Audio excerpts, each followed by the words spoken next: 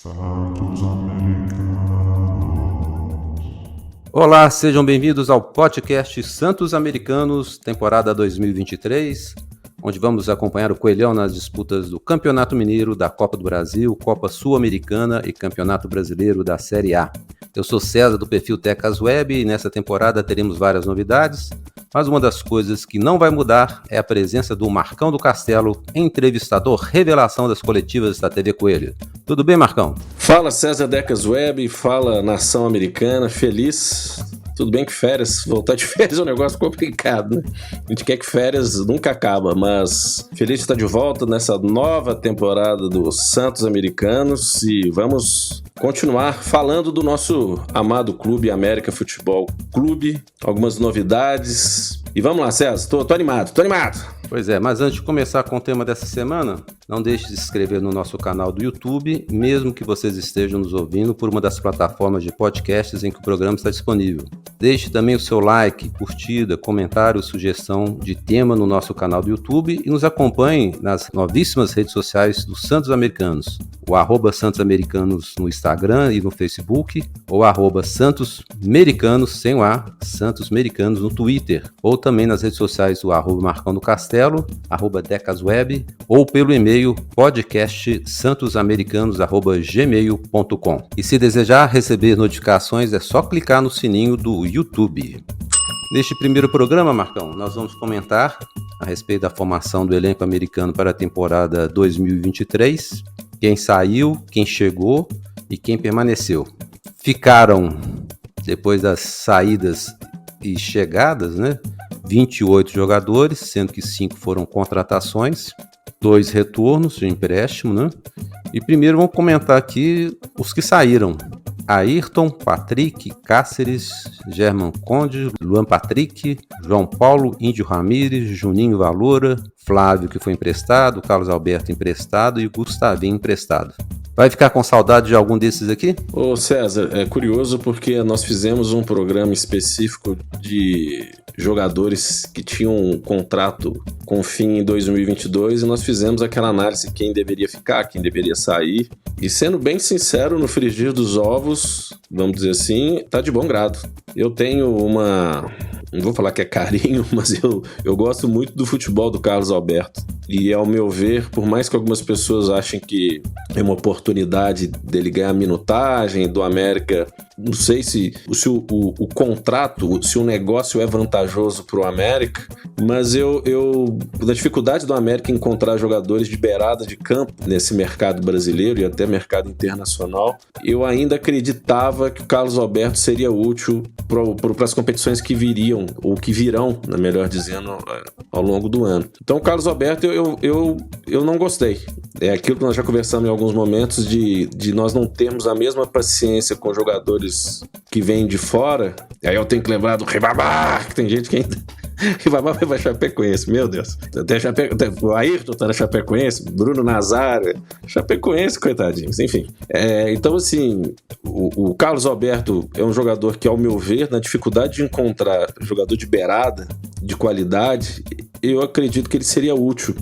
Assim como laterais, tem uma escassez no mercado. Mas o Patrick e o Cáceres, principalmente o Patrick, nós não vamos sentir falta nenhuma dele. Do João Paulo, não teríamos falta, não tiramos falta de jeito nenhum. O Conte, eu até lembro, César, que aí a gente teve uma discussão que eu falei, o Danilo Avelar é um cara que pode ficar para ser zagueiro. E na coletiva que o Danilo Avelar deu na TV Coelho, que inclusive eu tive a oportunidade de representar o Santos Americanos, aliás, uma iniciativa muito legal, que nós cobrávamos do marketing do América, dos produtores de conteúdo que falam do América, de torcedores do América, que falam a linguagem da torcida. E nós tivemos a oportunidade de conversar com o Danilo Avelar, ele até falou que jogador não tem que se preocupar aonde vai jogar, Assim, se é zagueiro ou lateral esquerdo. O cara que tiver com isso... Pode jogar só numa posição, que ele falou, O cara tem que ser, usando um termo bem moderno, polivalente. E que o Mancini fala muito disso. Então, no frigir dos ovos, em termos de saída, só o Carlos Alberto, ao meu ver, que eu vou sentir falta até pelas peças que estão vindo. No restante, obrigado pelos serviços prestados e sejam felizes longe daqui. São 11 jogadores, Entre esses 11, o único que era titular era o Cáceres, porque disputava a posição com o Patrick também, né? Seria um bom reserva. Muita gente não gosta dele, eu acho que ele seria um lateral que não compromete, mas também não faz nada de excepcional, né? Como todos os outros jogadores que saíram, o Conde veio com muita fama, não justificou. No final da Série A, é que ele teve uma sequência de jogos, não achei nada de espetacular. Eu acho que os zagueiros que nós temos, os permaneceram, estão no mesmo nível dele. Mesmo o Luan Patrick chegou a fazer algumas partidas na zaga, também improvisado na lateral. É um jogador que tem futuro, é um bom jogador, mas também nada de excepcional. Dizem, né, que o Atlético Paranaense estava pedindo um dinheiro grande aí para vender, não topava o empréstimo, né? E na situação do Carlos Alberto e o Gustavinho, que são os outros dois jogadores da base, que poderiam ser aproveitados, eu percebo assim, uma mudança de mentalidade do América. Durante muito tempo, o América pensava em negociar esses jogadores e, de uma certa forma, tentou colocar esses jogadores esperando que eles estourassem no time principal e talvez fossem negociados. Eu acho que para não acontecer com eles o que aconteceu com o Zé Ricardo e talvez até com o próprio Mateuzinho, que são jogadores que o América ficou esperando uma proposta boa, ficou esperando, aí vendeu o Mateuzinho para Israel por um valor michureca, ficou esperando uma proposta pelo Messias também, vendeu uma proposta muito baixa pro Ceará. Eu acho que o América desistiu de ficar esperando uma proposta boa e resolveu emprestar esses caras para ver se eles estouram no Grêmio, né, no Botafogo, para depois ter um valor de revenda. Eu tô rindo aqui porque você estourar no Mirassol, você sabe de quem que eu tô falando? Alguém vai estourar no Mirassol. Nosso amigo Flávio. Exatamente. Dele eu nem falei, né? Esse é para tirar um espaço, né, para poder trazer depois um outro jogador para a posição e para não pagar salário, né? Mas o Carlos Alberto e o Gustavinho, para mim, a jogada é essa, que é uma forma mais rápida de venda desses jogadores irem, quem sabe, para o exterior e repetir o que aconteceu com o Danilo e o que aconteceu com o Richarlison. Lógico, são dois jogadores de um nível diferente. Mas eu acho que a estratégia do América agora emprestar para um time, por exemplo, o Botafogo, pior que tenha sido a fase do Botafogo recentemente, agora ele tem um dono, né, que é dono de time no exterior, né? Quem sabe, caso o Alberto faz sucesso no Botafogo, esse cara vai parar no futebol europeu. Concordo com você. E aí, você falou do Gustavinho, você citou o Gustavinho, eu vejo uma diferença muito grande, ao meu ver, do Gustavinho e o Carlos Alberto. O Gustavinho, pode ser um jogador com futuro, com uma qualidade técnica, não vou falar que é diferenciadíssima, mas ele tem um toque de bola um pouco mais refinado que a média. Mas o Gustavo, se você fizer um comparativo Gustavinho e Carlos Alberto, eu percebi o Carlos Alberto uma vontade de querer se mostrar, né, fazer a coisa acontecer dentro do América, e o Gustavinho não. E aí muito se fala da postura do empresário dele, que a gente sabe que jogou no nosso rival, e que tem uma influência, né, que muitas das vezes ele fez não vou falar que o termo corpo mole é um termo pesado, mas a questão de vontade. Então, assim, o Gustavinho eu não sinto que ele vá fazer falta, por mais que ele possa estourar no Grêmio, e aí a gente vai ganhar grana em cima dessa transferência, e o Carlos Alberto tem uma visão diferente. Eu só pontuar essa situação porque fazem parte do nosso famoso DNA formador, mas eu vejo uma diferença de querer mostrar futebol dentro do América. E eu vi o Carlos Alberto com vontade de mostrar, e o Gustavinho, infelizmente, não. Até porque o Carlos Alberto chegou a ser convocado para a seleção brasileira de base, né? O Gustavinho, pelo que eu sei, nunca foi convocado. Então o Carlos Alberto, teoricamente, tem mais futuro, né? Tem até um currículo já, né, de ter participado de seleção brasileira.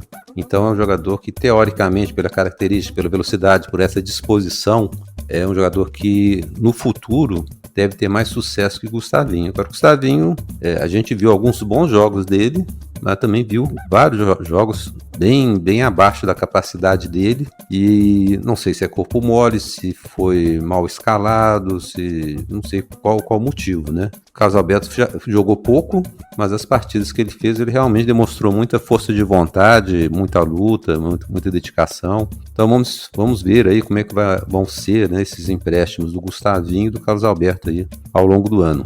Bom, esses foram os 11 que saíram, né? Foi um time completo. Nós temos 2 retornos, que é o Thales, lateral direito, e o Rodolfo. Alguma chance dos dois ficarem pro ano?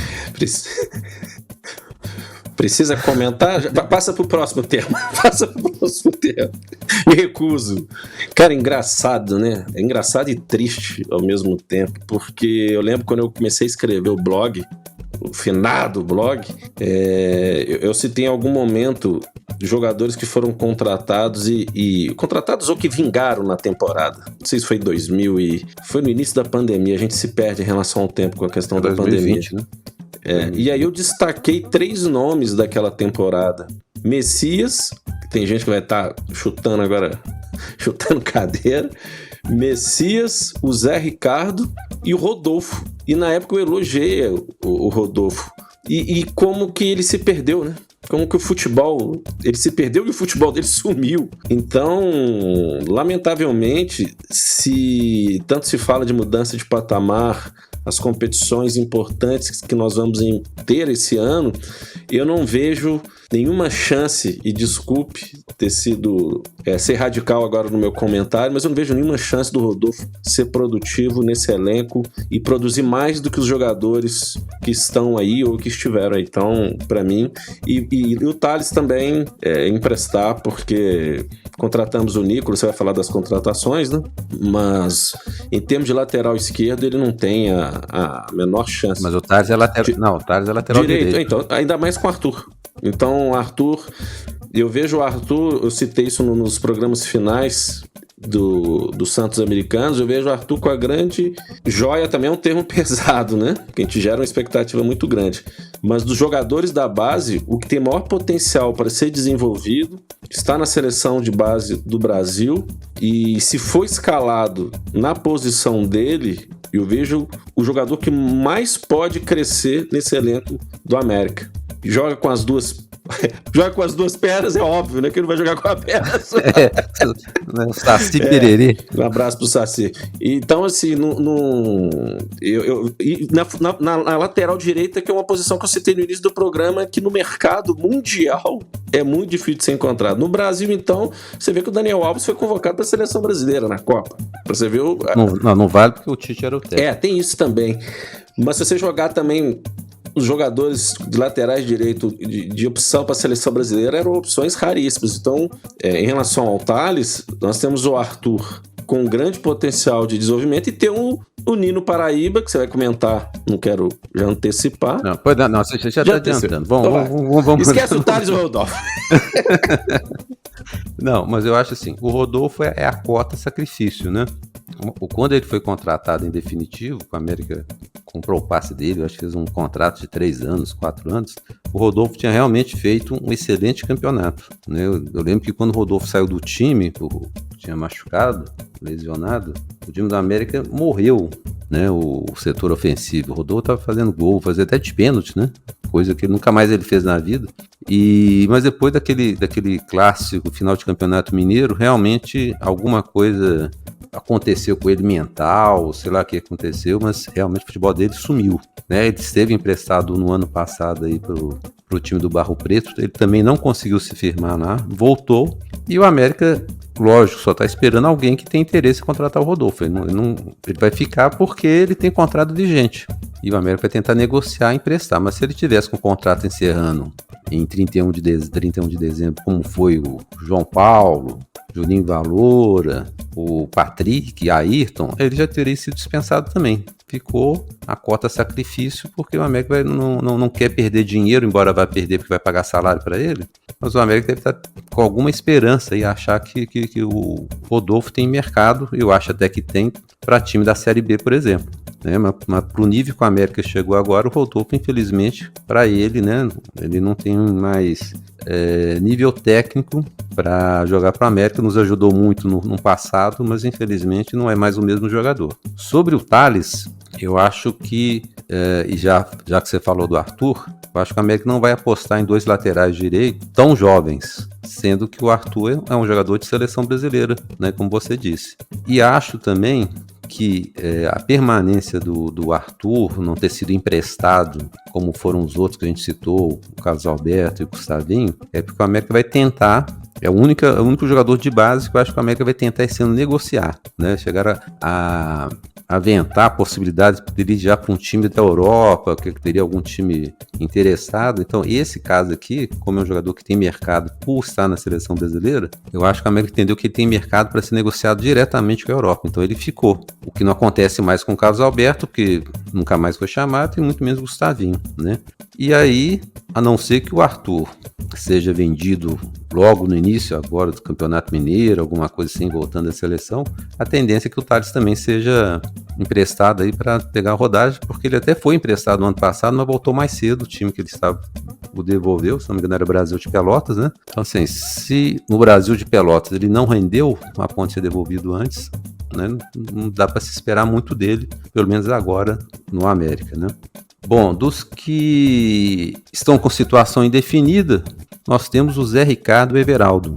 O Zé Ricardo, como ninguém cobre o América ao vivo, né, diretamente no centro de treinamento, e nem sabe se o Zé Ricardo está treinando, não vi mais imagens dele, não sei se você tem essa informação. Você tem, Marcão? Não, eu ouvi dizer que o Zé Ricardo se reapresentou, mas o Zé Ricardo deve estar naquela situação, é esperar uma proposta que vale a pena no time de Série A. Não, mas ele deve... Mas aqui, só não querendo te cortar e cortando, como você gosta de dizer, ele se representou porque o retorno dos jogadores foi no dia 26, o contrato dele terminou no dia 31, então ele se reapresentou. Sim, agora eu não sei se depois do ano novo, né, no início do ano, ele voltou depois do ano novo. Essa informação eu não tenho, mas independente disso, eu acredito que ele deva ter recebido propostas de times de Série B e de Série A, se colocar na balança, ficar ou ir para um time de Série A que vai disputar aí para cair ou para não cair para a Série B, ele deve estar analisando. Para chegar na hora H e falar assim, eu gosto muito do Zé Ricardo, mas eu sou cria daqui, tô bem ambientado e tal. E a mesma coisa do Everaldo. Ao meu ver, o Everaldo deva estar esperando aí uma proposta de algum outro clube. Em algum momento falaram que o Corinthians tinha interesse da volta dele. E a gente sabe como é que é futebol, né, César? É business, meu amigo. Ele se destacou aqui no América, deve estar esperando alguma coisa financeiramente que vale a pena para decidir o futuro dele. A última informação que eu tenho do Everaldo é de que é o seguinte, ele já pode assinar um pré-contrato, que o contrato dele com o Corinthians termina no meio do ano, então ele já pode assinar um pré-contrato, qualquer outro time. Ele estaria negociando com o Corinthians a saída dele antecipada, isso envolveria valores que ele tenha recebido do Corinthians e que o Corinthians, ele teria que abrir mão desses valores, teria que fazer um acerto de contas lá do que ele... Para ele ser liberado mais cedo, o Corinthians queria cobrar um determinado valor e ele tem um dinheiro a receber do Corinthians. Então, teria sido proposto ficar eras por elas. Só que parece que o Everaldo tem a receber é um bom dinheiro e que o América talvez tivesse sido até proposto para o América pagar essa diferença para o Everaldo. E aí o América não quer. Agora, existe boatos que outros times se interessaram por ele. Mas até pela entrevista que o Danilo Avelar deu para você na TV Coelho, falando moral, muito bem...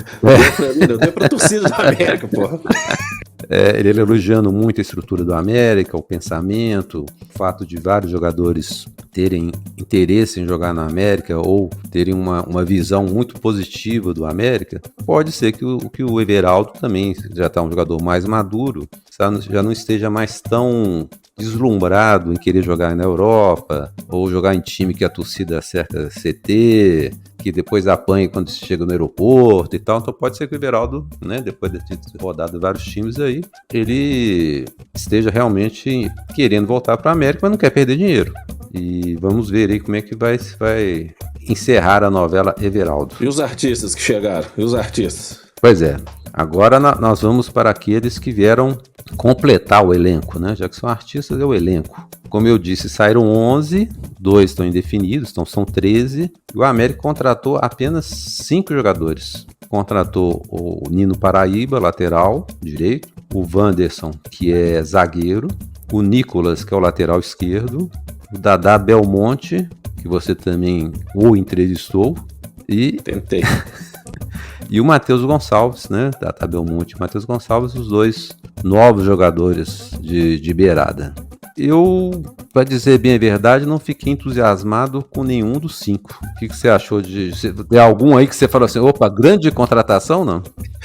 Mas assim, também não tô falando que você tá errado, não, porque vamos resgatar a questão dos laterais, que desde o início da nossa conversa eu tô falando que é uma posição tanto do lado direito como do lado esquerdo, que há um déficit de qualidade no mercado. Tanto que o América buscar o Nino Paraíba, que é um jogador já experiente, de um time que caiu para a segunda divisão. Particularmente as partidas que eu vi do Nino Paraíba, eu gostei. Tinha um vigor físico, né? Aquela correria. Mas ao mesmo tempo, se você for ver ou fazer uma análise em cima de comentários da torcida do Ceará, ele era meio vagalume, assim, jogava 2 bem e umas 5 sequência mal. Então isso me dá calafrios, vamos dizer assim.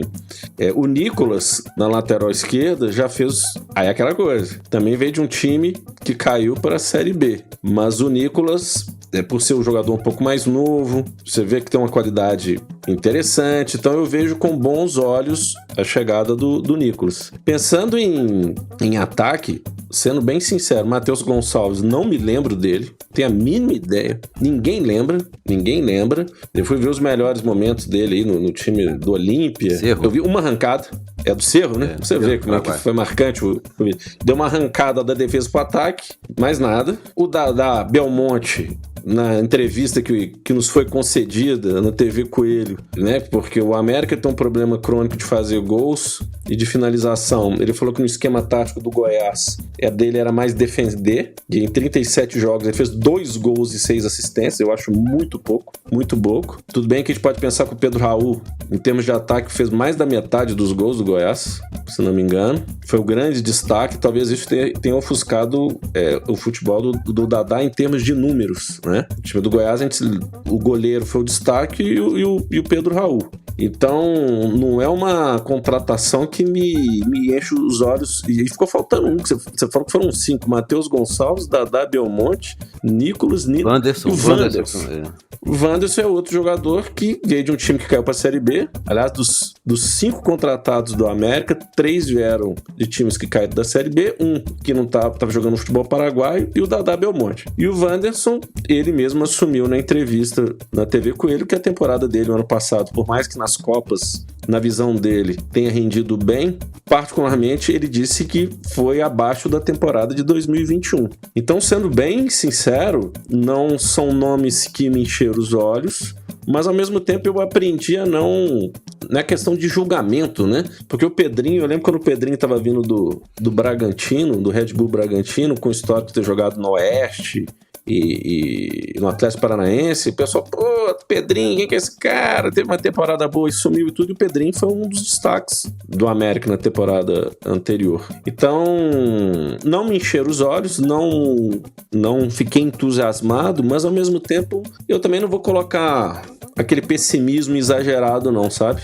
É porque com a vinda do Mastriani, do Martinez, espero que ele volte bem, porque ele jogou poucas partidas e estava jogando bem, né? Esses que vieram ao final da temporada me geraram mais expectativa para a temporada de 23 dos que estão vindo agora.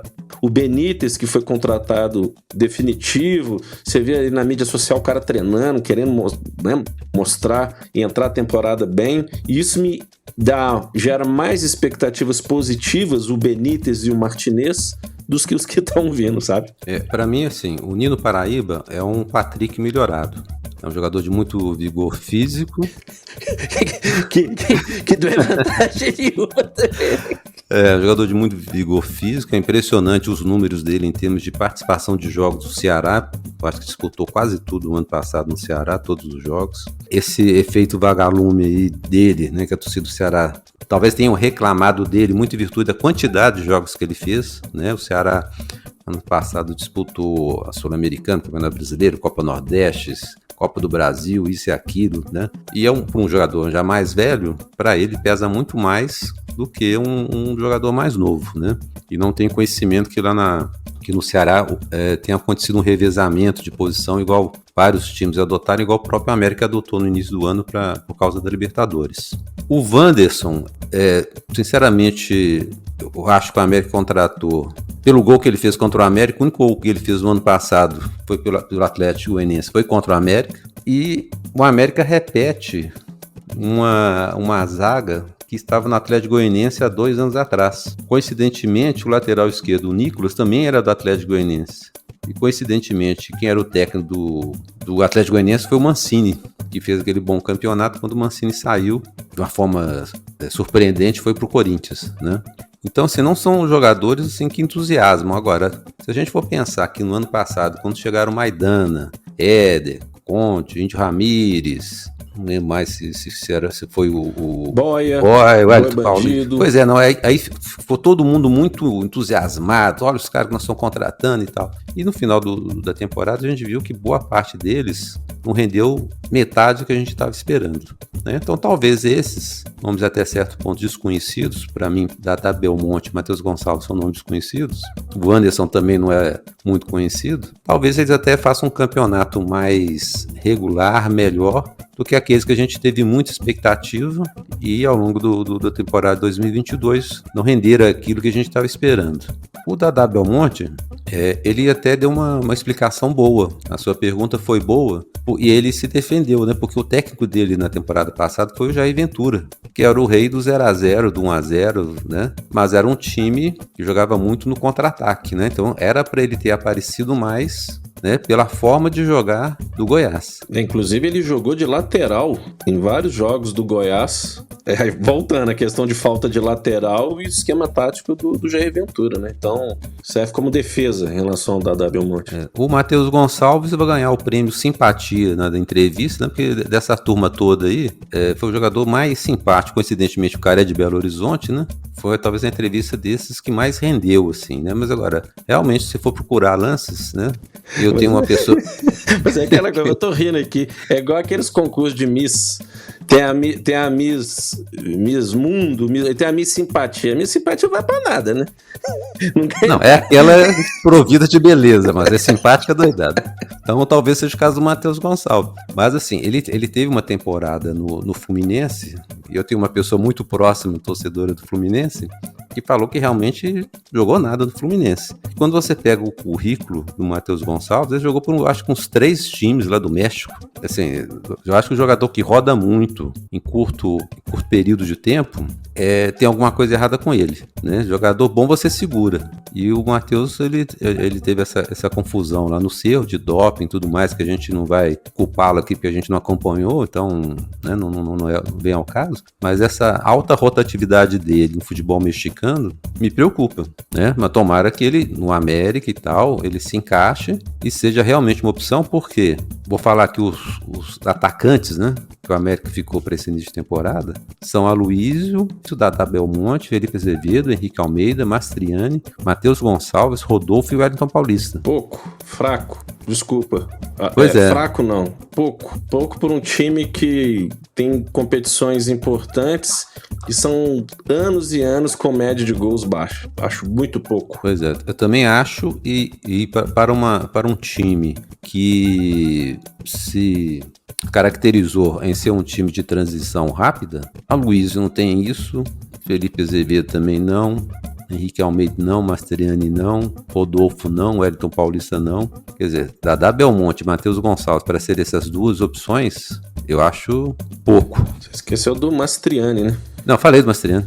Ah, falou do Mastriani? Do Mastriani. O Mastriani, ele não, para mim, pelo pouco que ele jogou, falaram tanto que ele poderia ser um jogador de beirada e tal. Pra mim, ele é centroavante. Ele não demonstrou. Ele pode ser um centroavante que cai pelos lados, mas ele não é um jogador de beirada, né? Como costuma se dizer agora, né? A gente precisa de um volante A gente precisa de mais jogador de beirada, principalmente o volante e o jogador de beirada. Pensando em time titular, nós temos um bom time titular, para não dizer um time forte, que dá para ganhar o Campeonato Mineiro bem. Chegar às finais a gente chega, com o time titular e o elenco que tem. Pensando em Sul-Americana e Campeonato Brasileiro, óbvio que o América vai precisar de jogadores, tecnicamente falando, melhores. Para quem não está situado, ou quem não se lembra, eu vou citar aqui os nomes dos jogadores que vão compor o elenco do América nessa primeira parte, vamos dizer assim, né? Que eu acho que, como saíram 11, 2 estão indefinidos, né? Zé Ricardo e Everaldo. O América contratou apenas 5. Eu acho que o América deixou uma sobra para trazer outros nomes, talvez logo depois do Campeonato Mineiro. O Campeonato Mineiro vai até abril, e abril começa a Copa Sul-Americana. Então eu acredito que o América deu uma economizada esse início de ano. Existe a possibilidade de sair ainda o Rodolfo e o Thales, então vão ser 13 que saíram, mas essas 2 indefinições. O elenco vai cair para 26, então é um número muito pequeno. E dentro disso que você comentou, você vê, por exemplo, os goleiros que o América tem para 2023: Cavicchioli, Jori e Robson. Eu acho pouco também, né? O Robson a gente nunca viu jogar, né? Eu não acompanho a base tão de perto assim. Não sei se é um bom goleiro ou não. O Jori foi um goleiro que teve algumas chances no time, melhorou em relação a quando ele estreou, mas ainda para mim não é um goleiro para ser titular do América. E o Cavicchioli felizmente recuperou do problema do coração, mas é uma posição que, se você perde um goleiro do nível do Cavicchioli, depois é difícil você achar um outro na praça. Então eu acho que o América vai trazer um quarto goleiro mais pra frente. Cara, é simples. Tudo bem, eu entendo a questão do goleiro, que a gente precisa de um goleiro, pelo menos reserva do Cavicchioli, um nível Série A. O nosso problema de defesa, eu acredito que esteja mais bem resolvido, sabe?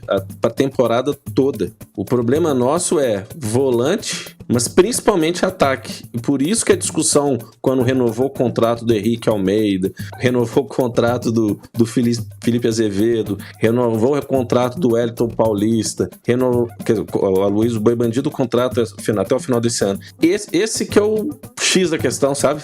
Isso é que nos preocupa, porque, cara, o problema nosso é fazer gol. E aí, quando renova com jogadores que foram contestados a temporada toda, a gente fala, pô, não é possível. E traz Matheus Gonçalves. Né? O Dadá eu não vou colocar no peso no Dadá, coitado, porque pelo menos a torcida do Goiás, todas as pessoas que eu conversei do Goiás, nem é só do Goiás, do Atlético Goianiense, falaram muito bem dele. Então, assim, o nosso problema, cara, é ataque. É o ataque cardíaco, infelizmente. Pois é. Mas aí, ó, lateral direito. Nós ficamos então com Nino Paraíba, Arthur e Thales. Eu acho que vão dar a chance ao Arthur, né? O Thales eu acho que vai ser emprestado. Talvez venha ainda um lateral direito. Vamos ver.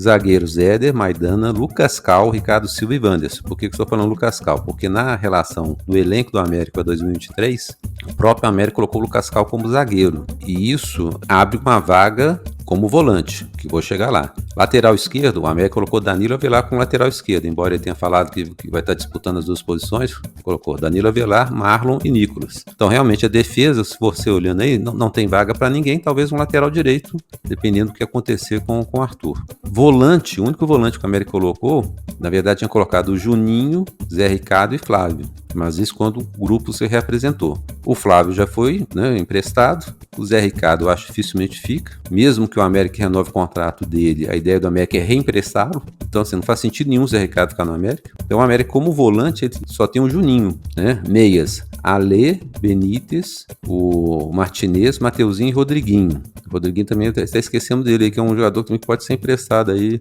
se surgir oportunidade. E atacantes, essa turma que nós já comentamos: Aloysio, Dadá Belmonte, Felipe Azevedo, Henrique Almeida, Mastriani, Matheus Gonçalves, Rodolfo e Wellington Paulista. Agora, uma coisa que eu ia falar, acabei me esquecendo, é o seguinte: muito me estranha também essas negociações do América com os jogadores jovens, que para mim, esses jogadores aí que o América emprestou, de Carlos Alberto, Gustavinho, até o próprio Flávio, que ainda é um jogador muito novo, seriam jogadores que o América talvez emprestasse numa possível SAF. Jogadores com a SAF, com um time, né, vamos supor, do Platec, aí, que tem 3 times no exterior e tal, seriam jogadores para pegar e colocar no mercado internacional. O fato do América estar negociando esses 3 jogadores, emprestando os 3 jogadores, para mim é sinal que a SAF também já era.